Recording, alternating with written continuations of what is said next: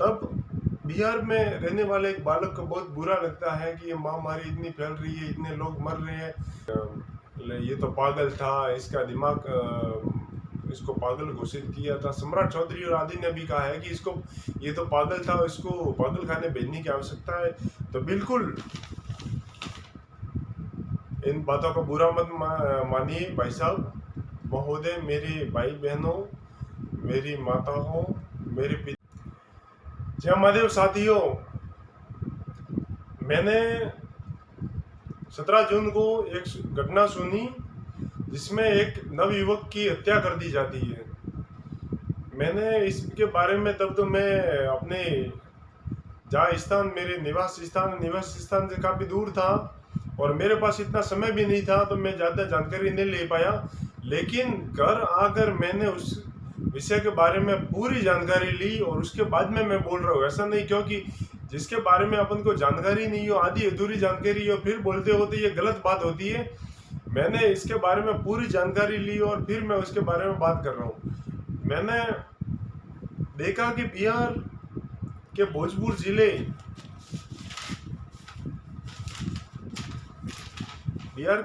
जिले में भरत भूषण तिवारी नाम का एक नव युवक, जिसकी आयु लगभग 28 वर्ष और गांव जिसका बेलोडी करके कोई गांव है, उस गांव का रहने वाला था लगभग।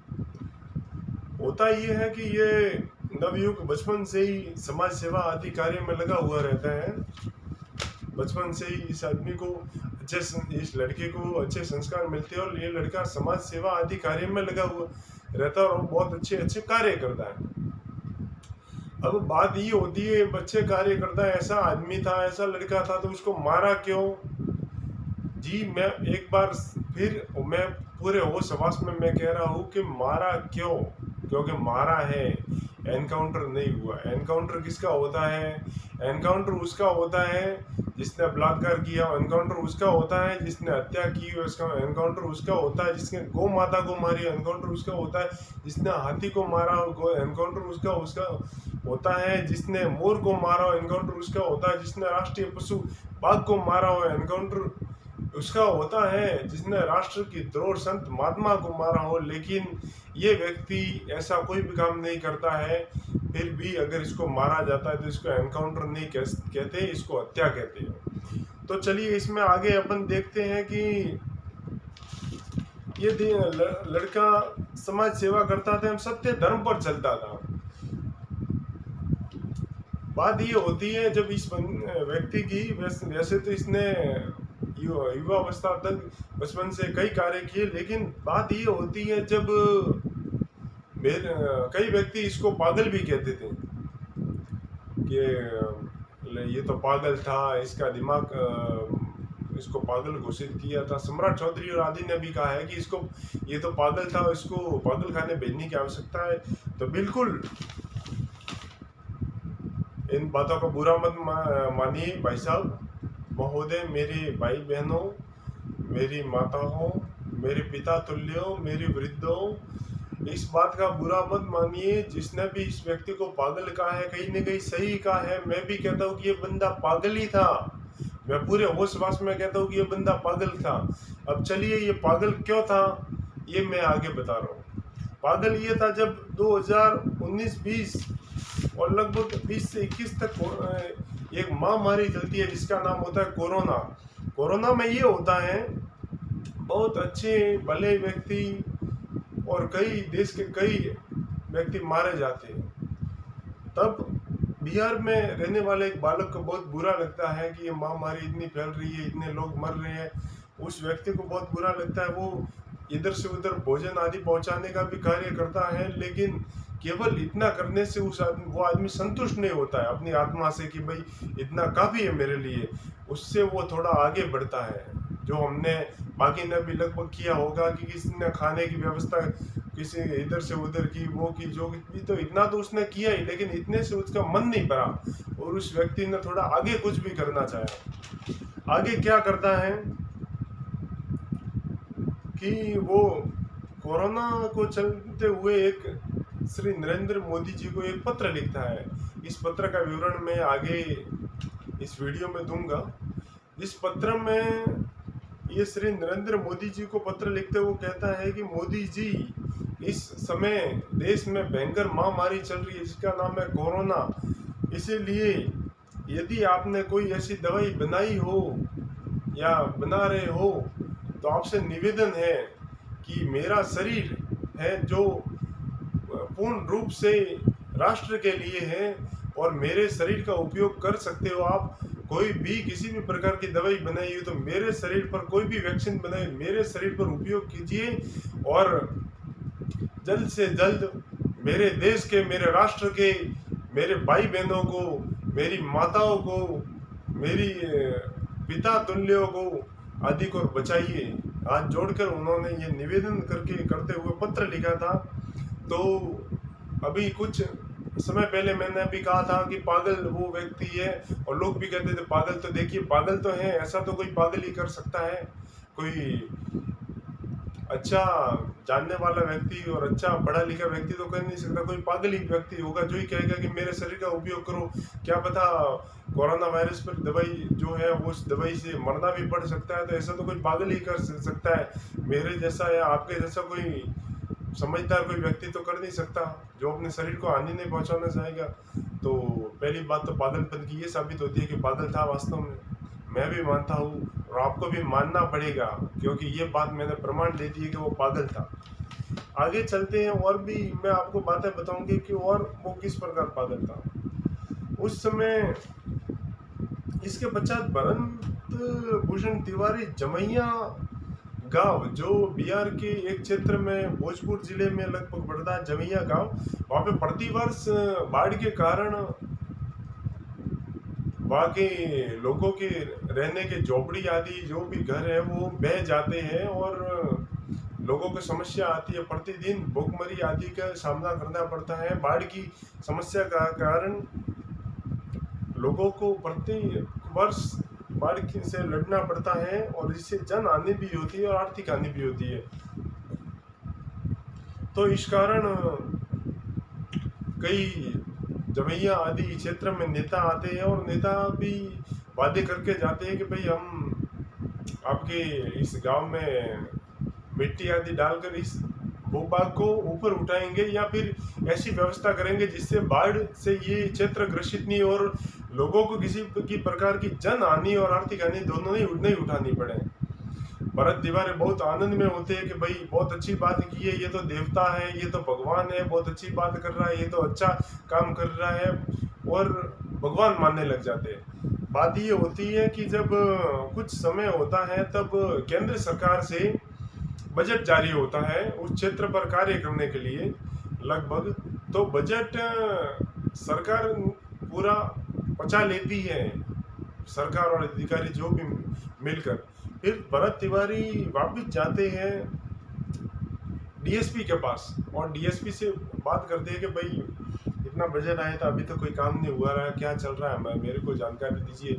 मतलब बड़ी विनम्रता के साथ वो व्यक्ति जा रहा है। इतना ऐसा नहीं कि कोई गुंडागर्दी कर रहा है, वो नहीं करता। वैसे गुंडागर्दी तो उसके खून में ही नहीं थी तो नहीं करता था। तो बड़ी विनम्रता से व्यक्ति जा रहा है और कह रहा है कि भाई इसका क्या हुआ, पैसा आया था क्या नहीं आया, कि जो कुछ वैसे तो उसको पता था कि पैसा आया लेकिन फिर भी पूछ लेता है। तो एक और फिर एक शिकायत भी करता है कि भाई पैसा आया था तो कहाँ गया और वो क्या। तो डीएसपी उसको भगा देते हैं वहाँ से कि भाई क्या बात कर रहा है, कैसे बात कर रहा है, हम तो तुम्हारी शिकायत नहीं दर्ज करेंगे। फिर वो व्यक्ति एसडीएम के पास जाता है कि एसडीएम साहब निवेदन करता है, ऐसा नहीं कि कोई धमकी कि भाई पैसा आया था एसडीएम साहब लेकिन पैसा कहाँ गया, ये पैसा जन कार्यों में जो भी लोगों के कार्य में लगना चाहिए था वो पैसा नहीं लगा है। तो भाई ये पैसा कहाँ पे गया, इस पर आपसे निवेदन है कि जांच कीजिए और जल्द से जल्द लोगों को राहत पहुंचाने का कार्य कीजिए। एसडीएम महोदय कहते हैं क्या पता वो भी इस प्रकरण में शामिल हो या कोई कुछ राशि का हिस्सा हो सकता है उनको भी मिला हो। तो एसडीएम महोदय उसको गाली गलौज भी करते हैं और वहाँ से भगा देते हैं। और इसके साथ गाली गलौज भी ऐसी करते हैं माता बहनों के सामने उनके, और गाली गलौज करते हैं और भगा भी देते हैं। इसके साथ साथ उनके अंग रक्षक उनकी पिटाई भी करते हैं। फिर महोदय आगे जाके और एसडीएम महोदय धमकी भी देता है कि ज्यादा समाज सेवी बन रहा है कि तेरे को भी देख लूंगा मैं। ये बात सुनकर भरत तिवारी थोड़े अलर्ट हो जाते हैं कि भाई देख लूंगा मतलब मेरे साथ कुछ भी हो सकता है, कुछ भी। भाई ज्यादा समाज सेवी तू मत बन, नहीं तो तेरे को भी मैं देख लूंगा। तेरे क्या लेना देना, पैसा आया था जिनका आया था, तेरे घर का था क्या मतलब तेरे। तो फिर इस बात को देखता है व्यक्ति, कई लोगों के पास जाता है और देखता है कि भाई ये तो मेरे पे ही भारी पड़ रहे हैं, तो क्या पता मेरे साथ कल उठ के कुछ भी हो सकता है। तो व्यक्ति घर पे कोई आभूषण पड़े होते हैं, उन आभूषण को बेचकर, हाँ जी, जो हाथ में बंदूक आपने वीडियो में देखी होगी, वैसे मैं जो क्लिप थी, वीडियो क्लिप इस मेरे वीडियो में मैं नहीं डालूंगा, क्योंकि वीडियो क्लिप ढेरों पड़ी है उसमें अपने इंस्टाग्राम यूट्यूब आदि पे, तो आपने भी देखी होंगी और जाकर देख सकते हो। हाँ, मैं लिंक डाल दूंगा अपने डिस्क्रिप्शन में और वो वीडियो आप देख सकते हो। लेकिन मैं फालतू गिरी ये लोगों की तरह नहीं करूंगा कि मेरे वीडियो में लिंक डालूं और वो डालूं, वो वीडियो आप वैसे भी देख सकते हो। तो जो आदमी आपने हथियार देखोगे या देखा होगा, एक बंदूक लेके चलते हैं, तो वो बंदूक वही है। उन्होंने अपनी आत्मरक्षा के लिए अपनी संपत्ति अर्थात अपने आभूषण बेचकर वो बंदूक खरीदते हैं, ताकि वो स्वयं की सुरक्षा कर सके। यदि कहीं आ रहे हो, जा रहे हो और कोई उन पर आक्रमण कर दे, तो आक्रमण के से बचने के लिए और अपनी आत्मरक्षा के लिए, अपनी सुरक्षा के लिए वो हथियार उठाकर उनकी सुरक्षा कर सके।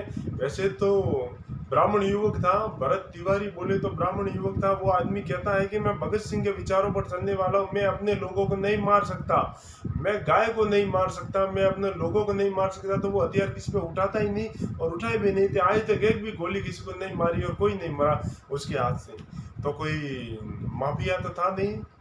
फिर आगे चलते हैं कि वो इतना सब होने के बाद में फिर पुलिस उसको पकड़ने जाती है और जेल में डालने का प्रयास करते हैं।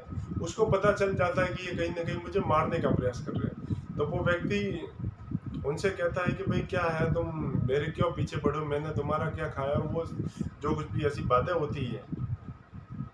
ऐसे होते होते उस व्यक्ति को इतना प्रेशर में डाल दिया जाता है और इतना दबा दिया जाता है, घर भी दरवाजे बंद, पुलिस पकड़ने आती है, तो वो दिमाग गर्म होने के कारण और कुछ कारण होने के कारण, परेशान होने के कारण, वो बंदूक एक खाली सामना करते हैं पुलिस वाले कि भाई क्यों है, मैं क्यों मेरे को परेशान कर दो, नहीं किसी को गोली मारी। इस विवाद को लेकर लोग और भी ज़्यादा, और पुलिस वाले और भी, क्या पता इस वीडियो से और मतलब ये बंदूक ऊपर ऐसे खाली दिखाने से पुलिस वालों की क्या पता क्या शर्म आ गई या जो कुछ भी हुआ, इसी कारण वो उस व्यक्ति को मारना चाहते थे लगभग, इसीलिए ये प्रकरण सब हुआ है। तो पुलिस पकड़ना चाहती है और पुलिस चली जाती है और वो होता है। फिर एक दिन पूरी तैयारी के साथ आती है पुलिस, लगभग 17 जून को ही, और पुलिस भी एक व्यक्ति को पकड़ने के लिए कम से कम, और न तो इतना बड़ा कोई गुंडा है वो है, तो इस एक व्यक्ति को पकड़ने के लिए कम से कम पुलिस की पूरी फौज जाती है। उसके बाद में ये होता है कि फौज आने के बाद में वो लाइव वीडियो में कहते हैं कि भाई, वो पुलिस कहती है कि चलो तुम सरेंडर कर दो, हम तुमको जो लेके लेने आए वो आए। तो भरत तिवारी कहते हैं कि सरेंडर तो मैं अभी करने को तैयार है, मेरी मांगे पूरी होंगी क्या। मांगे बोले तो मेरी मांगे, ठीक है, इस वीडियो में उन्होंने कहा है, लेकिन मांगे उनकी कोई नहीं थी, मांगे गांव वालों की थी। उनके घर पे कोई बिल्डिंग बनाना नहीं था। और ऐसा भी हुआ है कि उन्होंने एसडीएम और आदि जो कुछ भी अधिकारी और वो नेता और जो कुछ भी थे, तो उनसे जब सवाल उठाए तो नेताओं आदि ने ये भी कहा कि भाई जो भी है तुम भी तुम्हारा हिस्सा ले लो, तुम भी खाओ पियो, गाड़ी खरीदो, अच्छा घर बनाओ, शादी करो और मजे करो। तो वो कहता है कि मैं देश के साथ गद्दारी नहीं कर सकता, इसीलिए वो उनका पैसा जो उनके द्वारा प्रस्ताव रखा जाता है, प्रस्ताव को ठुकरा देता है। फिर वापस वो कहता है, जब पुलिस आती है तो वो कहता है कि भाई सरेंडर तो मैं करने को तैयार हूँ, लेकिन मेरी मांगे पूरी होगी। पुलिस कहती है हाँ तुम्हारी मांगे पूरी होगी। और वो पुलिस के सामने बंदूक फेंक देता है, पुलिस वाले बंदूक को उठा लेते हैं और उसके पास में जाते हैं, तब तक कोई गोली चली नहीं है।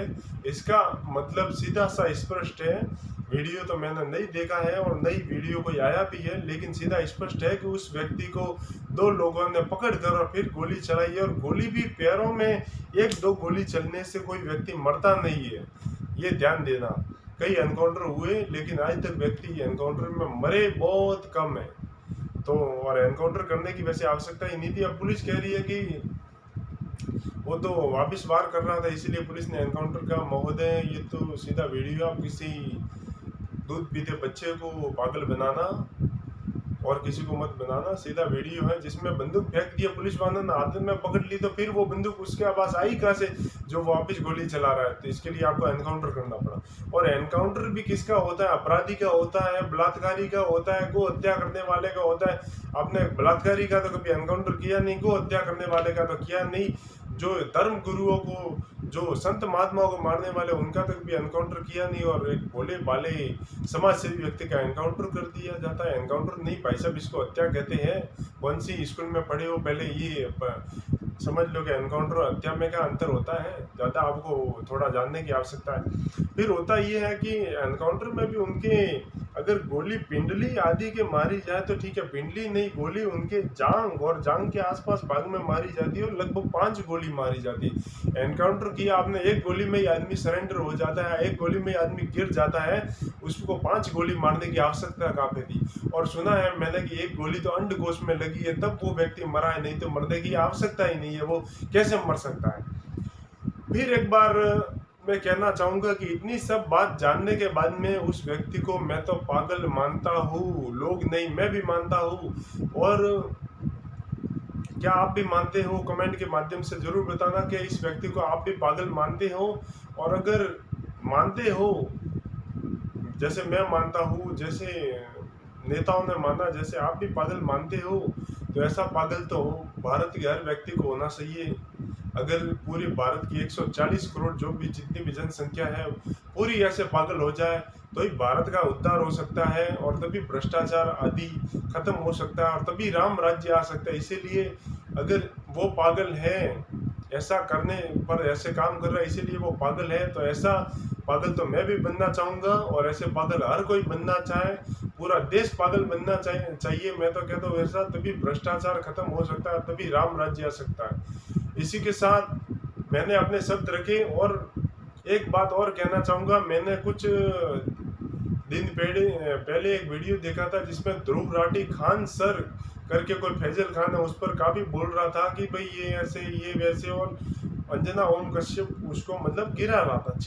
ठीक है, उसमें क्या बात है, मैंने इतनी जानकारी नहीं ली, लेकिन कमेंट मैंने पढ़े तो कमेंट में लोगों ने ये भी बोला है कि भाई साहब ध्रुव राठी, आप भरत तिवारी जी के बारे में भी कुछ बोलिए, लेकिन भरत तिवारी जी के बारे में वो व्यक्ति नहीं बोल सकता, क्योंकि भरत तिवारी के बारे में बोलने से उसके इतने व्यू नहीं आएंगे, उसको इतने लाइक नहीं मिलेंगे, क्योंकि लाइक मिलते हैं किसी का विरोध करने पर। यहाँ पे विरोध नहीं करना है, यहाँ पे हर एक भी बात ऐसी नहीं है जो सरकार के पक्ष में हो, हर बात भरत तिवारी के पक्ष में हो। और ऐसी मतलब बात कर देगा और ऐसे मतलब वो हो जाएगा तो उसके व्यू नहीं आएंगे और उसके ऊपर कोई दबाव भी हो सकता है, इसीलिए वो व्यक्ति ऐसी बात नहीं करता है। ऐसे कोई हमारे जैसे होंगे वो सत्य बात करते हैं, हमें व्यू से कोई मतलब नहीं। तो इसी के साथ फिर मिलते हैं एक नई वीडियो में। इसीलिए मैं आपसे निवेदन करता हूं कि लोगों को पहचानिए कि कौन देशभक्त है और कौन देशद्रोही है।